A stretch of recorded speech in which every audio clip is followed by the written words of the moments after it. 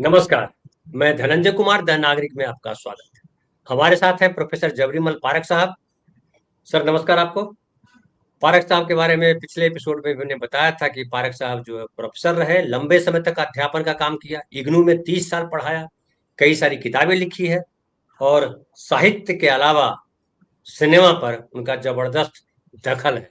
कई किताबें लिखी हैं सिनेमा पर भी, मीडिया पर भी लिखी हैं और साहित्य के सृजक हैं और जनवादी लेखक संघ के वो जो है के ऊपर राष्ट्रीय उपाध्यक्ष हैं। पिछले एपिसोड में हमने बात की थी कि पॉपुलर सिनेमा जो है, लोकप्रिय सिनेमा जो है, हिट तो वही होती है, आम आदमी उसे ही पसंद करता है। लेकिन गंभीर समीक्षकों की निगाह में वो फिल्में कमतर आती हैं, कमजोर दिखाई पड़ती हैं, उस पर कम लिखते हैं। और जो आर्ट सिनेमा कहलाता है, जो गंभीर सिनेमा कहलाता है, उस पर ज्यादातर वो लिखा जाता है।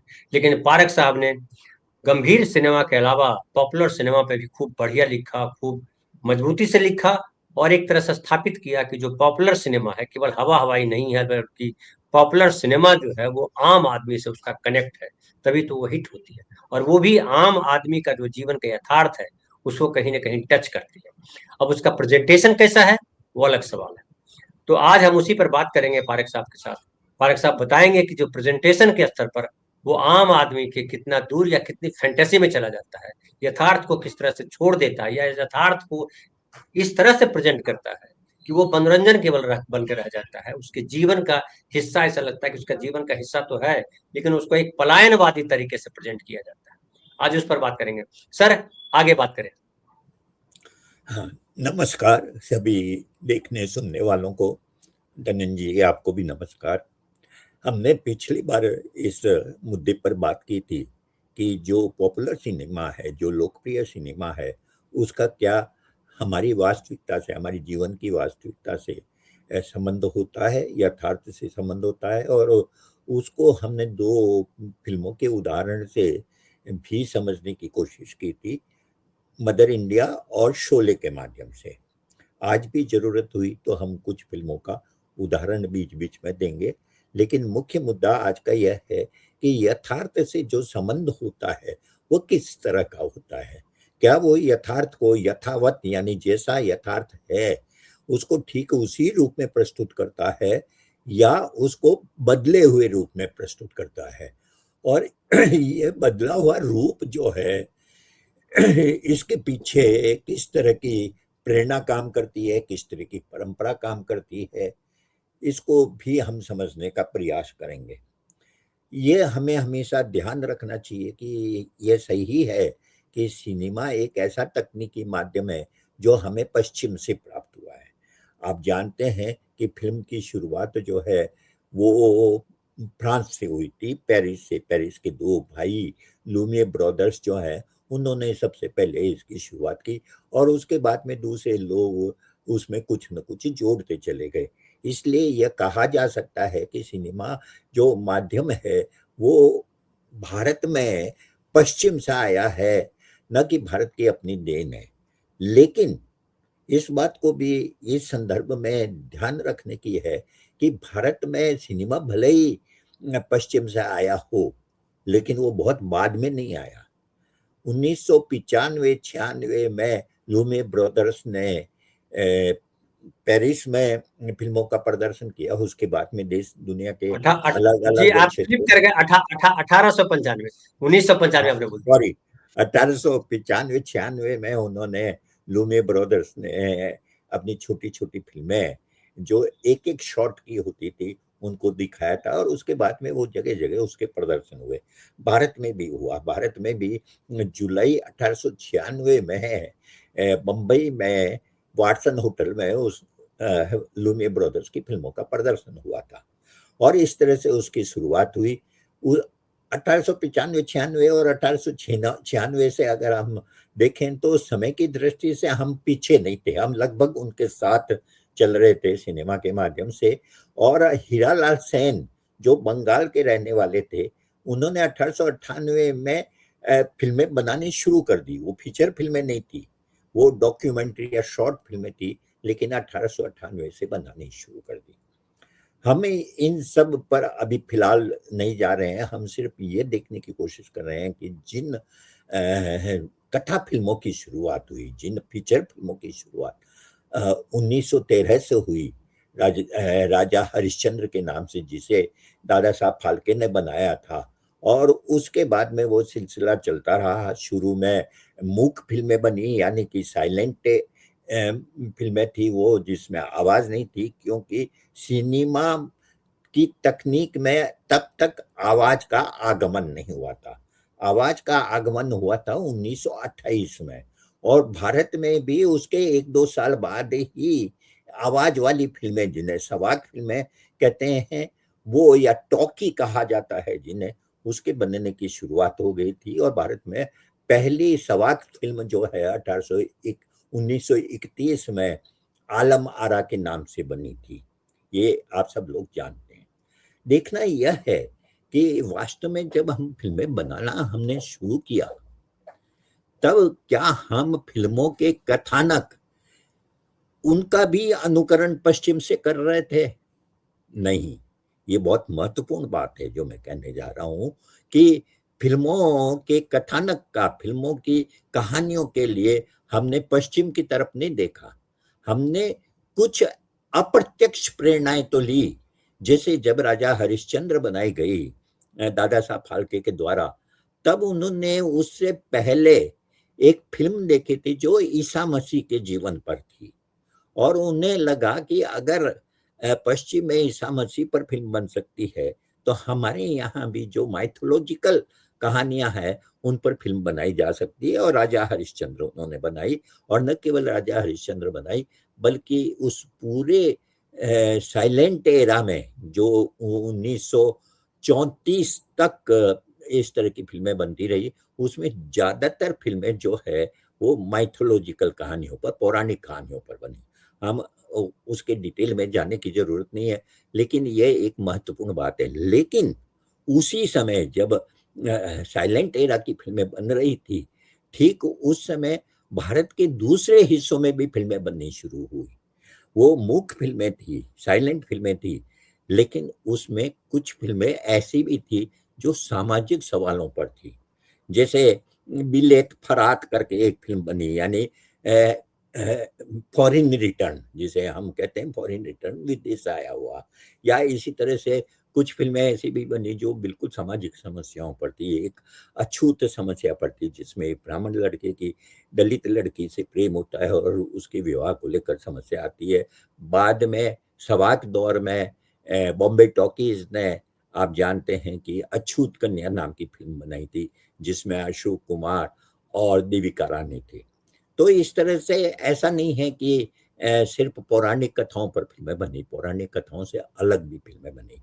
और वो पौराणिक कथाओं से अलग जो फिल्में बनी, उसमें कई तरह के परिवर्तन हुए। उसमें एक तो यह है कि सामाजिक सवाल जो उस समय के थे, अब आप ये देखिए 1936 में अगर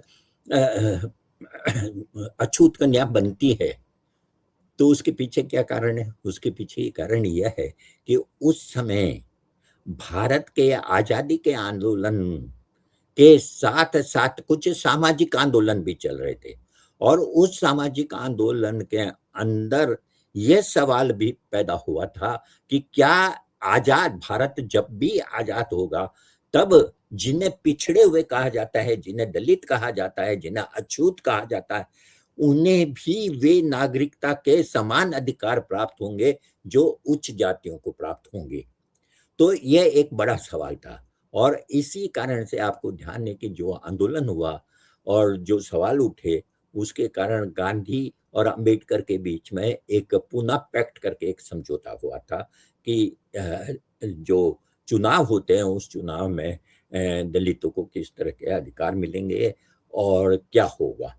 तो मैं सिर्फ ये इसलिए पृष्ठभूमि प्रस्तुत कर रहा हूं कि हमेशा यह ध्यान रखें कि सिनेमा का अपने सामाजिक यथार्थ से संबंध जरूर होता है, लेकिन वो संबंध के लिए जो कहानियां बनाई जाती है, उसकी भी एक परंपरा थी। वो दो तरह की परंपराओं से सिनेमा ने अपनी कहानियां ली। एक तो यह है कि जो नाटक खेलने की परंपरा थी भारत में, आप ये ध्यान रखें कि यूरोप में जैसे ग्रीक परंपरा थी नाटकों की, जिसमें हम प्लेटो, अरस्तु वगैरह का नाम जानते हैं, उनके प्रभाव, उन्होंने नाटकों पर लिखा भी और उसके बाद में बड़े बड़े नाटककार वहाँ हुए। उसी तरह से भारत में भी बहुत बड़े बड़े नाटककार हुए, जैसे कालिदास है, भवभूति है, भास है, कई नाम लिए जा सकते हैं। और भरत जैसे नाट्य शास्त्र का ग्रंथ लिखने वाले लोग भी हुए और ये परंपरा बराबर चलती रही। संस्कृत में बहुत नाटक लिखे गए। दूसरा क्या हुआ कि मध्य युग में थोड़े से नाटक खेले जाने कम हो गए, हालांकि उस समय भी लोक नाट्य खेले जा रहे थे गांवों में और 26 तरह के लोक नाट्य हमारे यहाँ पर खेले जा रहे थे पूरे मध्य युग में, अलग अलग भाषाओं में, बंगला में, भोजपुरी में, कन्नड़ में, मतलब जितनी भी भाषाएं हैं, राजस्थानी में, गुजराती में, कई नाट्य रूप थे। इन सब नाटकों की जो विशेषताएं थी, वो कुछ विशेषताएं ऐसी थी जो पश्चिम के नाटकों में नहीं दिखाई देती। वो संस्कृत के नाटकों में भी थी और लोक नाटकों में भी थी। वो क्या है कि हमारे यहाँ कोई भी नाटक 3 तत्वों के बिना पूरा नहीं होता था। उसमें गीत होते थे, उसमें संगीत होता था और उसमें नृत्य होता था। ये तीनों तत्व जरूरी थे। लोक नाटकों में भी थे। आप देखेंगे कि सब तरह के रासलीला जो नाट्य का एक रूप है, ठीक है, और इसी तरह से जो सारे नाटक देखें तो उसमें नृत्य की एक बहुत बड़ी भूमिका होती है। तो ये जो गीत, संगीत और नृत्य है, ये जो परंपरा है, ये परंपरा बाद में 19वीं शताब्दी में पारसी थिएटर के नाटकों में भी हमें दिखाई देती है। पारसी थिएटर का हिंदुस्तानी सिनेमा से बहुत गहरा संबंध है। वो मैं बताता हूँ कैसे। पारसी थिएटर जो है वो जब अंग्रेज भारत में आए तो उन्होंने रंगमंच पर खेले जाने वाले नाटकों की शुरुआत की, लेकिन वो नाटक वे अंग्रेजी में खेलते थे और उसमें लोगों की ज्यादा दिलचस्पी नहीं थी, इसलिए वो बहुत कामयाब नहीं होते थे। सिर्फ एलिट क्लास के लिए वो खेले जाते थे। लेकिन उस समय कुछ लोगों ने उनसे प्रेरणा लेकर हिंदुस्तानी में, गुजराती में और दूसरी भारतीय भाषाओं में नाटक खेलना शुरू किया। और वे नाटक कंपनियां जिन्होंने स्थापित की, वे ज्यादातर पारसी थे, इसलिए वो पारसी थिएटर के नाम से उन्हें जाना गया। और उसका मुख्य केंद्र जो था वो बंबई था। और वे जो नाटक खेले जाते थे जिसमें ज्यादातर उर्दू जानने वाले लेखक थे और जिसकी भाषा न उर्दू थी पूरी तरह से, न हिंदी थी, वो एक मिली जुली भाषा थी जिसे बाद में हिंदुस्तानी के नाम से हम जानते हैं। ये जो नाटक खेले गए या ये जो नाटक लिखे गए, जिसमें आगा हसर कश्मीरी का नाम ले सकते हैं, एहसान लखनवी का नाम ले सकते हैं, बहुत सारे जो नाटक लिखने वाले थे, उन लोगों ने जो नाटक लिखे वो यथार्थ से तो प्रेरित थे, लेकिन उसमें कुछ मेलो ड्रामा होता था। ये जो मेलो ड्रामा शब्द मैं इस्तेमाल कर रहा हूँ, ये हिंदी फिल्मों के लिए आगे एक बहुत बड़ा रूप बनने वाला था। इस मेलो ड्रामा में क्या है कि यथार्थ कहानी को या तो कुछ अतिरंजित रूप में या कुछ नाटकीय रूप में या उसके यथार्थ को थोड़ा डाइल्यूट करके, यानी कि कुछ न कुछ उसमें ऐसा बदलाव करना जिससे कि लोगों को उससे प्रेरणा मिले और वो जो है वो मतलब उनको कम्युनिकेट कर सके, उससे मनोरंजन हो सके। ये जो कहानियां थी, इन कहानियों के साथ उसमें न केवल नाटकीयता होती थी, उसमें नृत्य भी होता था, उसमें गीत होता था, उसमें चुटीले संवाद होते थे और ये सब चीजें पाठ देखने वालों को बहुत आकृष्ट करती थी। इसलिए पारसी थिएटर 19वीं शताब्दी के मध्य से लेकर 19वीं शताब्दी की समाप्ति तक और उसके बाद तक काफी लोकप्रिय हुआ। ठीक उसी समय जब 20वीं शताब्दी की शुरुआत हुई और फिल्में बनने लगी, तब ये पारसी थिएटर के लिए जो कहना चाहिए कि थिएटर बने हुए थे, उनकी लोकप्रियता कम होने लगी और फिल्मों की लोकप्रियता बढ़ने लगी। अब लोकप्रियता बढ़ने लगी तो शुरुआत में फिल्में जो है टेंट में, तंबुओं में दिखाई जाती थी, लेकिन जब पारसी थिएटर की लोकप्रियता कम हुई और उसकी जगह सिनेमा की लोकप्रियता बढ़ने लगी तो दो काम हुए। एक तो यह कि पारसी थिएटर के जो लिखने वाले लेखक थे वो अब सिनेमा के लिए लिखने लगे। दूसरी चीज यह हुई कि जो पारसी थिएटर में अभिनेता काम करते थे वो अब फिल्मों में काम करने लगे। तो एक तरह से ये पारसी थिएटर से हिंदी सिनेमा का सीधा संबंध बना।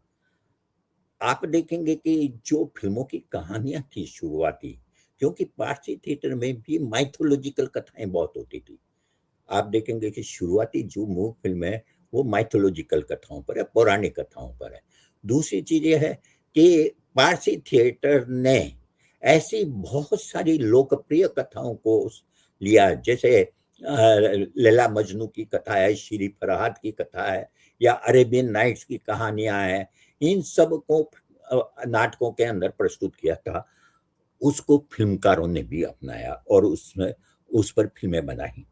लेकिन जैसे जैसे आगे बढ़ते गए वैसे वैसे और भी परिवर्तन हुए।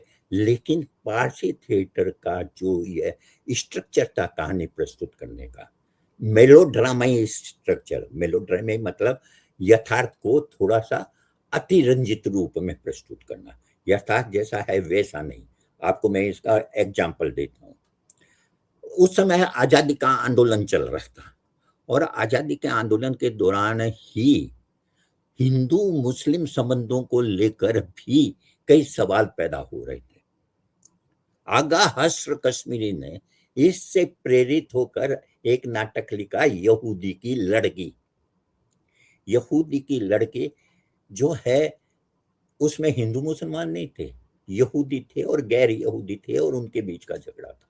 लेकिन वास्तव में वो बनाई किस लिए गई थी, कहानी नाटक किस लिए लिखा गया था, ताकि हम उसके ध्यान में रखते हुए हिंदुस्तान में हिंदू मुस्लिम संबंधों को समझ सकें। और इसलिए वो यहूदी की लड़की फिल्म जो है नाटक खेला गया और उसके बाद उस नाटक पर कई फिल्में बनी।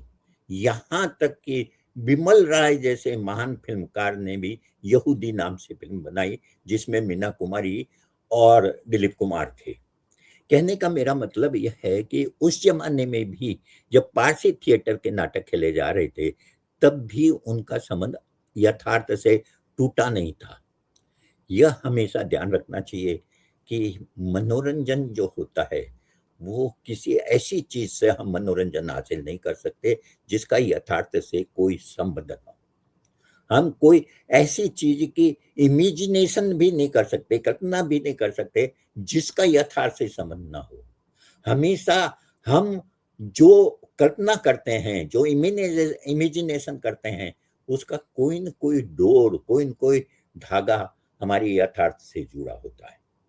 क्या कारण है कि अकबर महान, जिनके दरबार में 9 रत्न थे, एक से एक विषय के महान विद्वान थे, वो सब मिलकर भी एक मामूली सी चीज साइकिल का आविष्कार नहीं कर सके, साइकिल के बारे में सोच भी नहीं सके। क्यों? क्योंकि यथार्थ और कल्पना का आपस में संबंध होता है। आप किसी ऐसी चीज की कल्पना नहीं कर सकते जिसका यथार्थ से कोई संबंध ना हो। हम चिड़िया को उड़ते हुए देखकर हवाई जहाज की कल्पना कर सकते हैं, लेकिन अगर चिड़ियाएं ना हो तो हवाई जहाज की भी कल्पना नहीं हो सकती। इसलिए यथार्थ से उसका संबंध होता है और मनोरंजन भी हम उसी से हासिल करते हैं जिसका कुछ न कुछ यथार्थ से संबंध होता है। तो मेरे कहने का मतलब यह है कि जब हम फिल्मों के बारे में बात करें तो हमेशा ये ध्यान रखना चाहिए कि उसका यथार्थ से किस तरह का संबंध है, और दूसरा वो यथार्थ से जो संबंध है उसमें उन्होंने क्यों बदलाव किया है। बदलाव जरूर होगा, यथावत कोई देखने नहीं जाएगा। जो हम अपने जीवन में भोग रहे हैं अगर वही देखना है तो फिर फिल्म देखने की जरूरत क्या है, साहित्य पढ़ने की जरूरत क्या है। उसमें कुछ ऐसा जरूर होता है जो हमारे जीवन से अलग होता है, और वो जीवन से अलग हमारी मनोगत इच्छाओं की अभिव्यक्ति होता है। जब हम अपने यथार्थ के किसी सवाल को, किसी समस्या को, किसी दुख दर्द को, किसी पीड़ा को, किसी संघर्ष को हम फिल्म में देखते हैं, तो हम चाहते हैं कि हम ये भी देखें कि उसमें से कैसे निकलें, किस तरह से निकलें। और ये निकलने की जो हमारी इच्छा है, मनोगत इच्छा है, उसी मनोगत इच्छा की अभिव्यक्ति फिल्म में जरूर होती है। वो मनोगत इच्छा जो है वो बहुत महत्वपूर्ण होती है। वो मनोगत इच्छा दो तरह से अभिव्यक्त होती है। एक वर्गीय रूप में, यानी कि एक समूह के रूप में हम क्या सोचते हैं। अगर हमारा देश गुलाम है तो हमारी सबकी मनोगत इच्छा यह है कि हमारा देश आजाद हो। अगर एक स्त्री दुखी है, पीड़ित है, उसका पति उसे सताता है, तो उसकी इच्छा क्या होगी कि वो इस पीड़ा से मुक्ति पाए। ठीक है, लेकिन ये मुक्ति कैसे मिलेगी, आजादी कैसे हासिल होगी, ये किसी एक तरीके से नहीं हो सकती। उसके कई रूप हो सकते हैं, और वो कई रूप में है। जैसे मैंने बताया कि मामला हिंदू मुस्लिम के बीच में तनाव का था, संघर्ष का था, लेकिन जब आगा हश्र कश्मीरी ने उसे लिखा तो वो यहूदियों के साथ उस कहानी को जोड़कर प्रस्तुत किया। दूसरी एक और चीज जो भारतीय परंपरा में बहुत महत्वपूर्ण है, भारतीय परंपरा में आप देखेंगे कि वैसे तो हमारा समाज इस तरह का माना जाता है कि जहां शादियां अब भी अरेंज्ड मैरिज से होती हैं, यानी कि माँ बाप तय करते हैं कि शादियां कैसे हो। लेकिन अगर परंपरा में देखें तो हमारे यहाँ प्रेम कथाएं बहुत ही लोकप्रिय हैं। लैला मजनू और श्री फराहद की नहीं, राधा कृष्ण की भी, और इस तरह की बहुत सारी, नल दमयंती की भी, ऐसी बहुत सारी कथाएं हैं जिन्हें जिन्हें की भारतीय परंपरा में बहुत महत्वपूर्ण स्थान मिला। इसलिए आप देखेंगे कि भारत में जो नाटक लिखे गए उसमें प्रेम कथा जरूर होती है। इसी तरह से पारसी थिएटर के जो नाटक खेले गए उसमें भी प्रेम कथा जरूर होती है। और जब फिल्में बननी शुरू हुई तो भारत अकेला ऐसा देश है फिल्म बनाने वाला जिसकी हर फिल्म में प्रेम कथा होती है, होती रही है। अब कुछ पिछले कुछ दशकों से थोड़ा सा कम हुआ है ये, और यथार्थ को बिल्कुल यथार्थ की तरह प्रस्तुत किया है, लेकिन आप देखेंगे कि हमेशा प्रेम कथा जरूर रखी जाती है। जिन दो फिल्मों की चर्चा हमने पिछली बार की थी, मदर इंडिया, मदर इंडिया में भी देखेंगे कि मदर इंडिया की जो राधा है, जो उसकी नायिका है, उसका तो अरेंज्ड मैरिज होती है, उसकी शादी होती है, लेकिन उसके बेटे दोनों जो है वो प्रेम करते हैं, उनकी प्रेम कथाएं भी चलती है साथ साथ। इसी तरह से शोले फिल्म के अंदर जो ठाकुर साहब हैं उनकी कोई प्रेम कथा नहीं, उनका तो परिवार है और वो तो उम्र में बड़े हैं, लेकिन जिन्हें दो जिनों को, जय और वीरू को वो हायर करते हैं, उनकी एक प्रेम कथा चलती है। वो प्रेम कथा जो है, एक प्रेम कथा थोड़ी सी हंसी मजाक के साथ चलती है, कॉमिक रूप में चलती है, एक बहुत ही पीड़ा के साथ चलती है।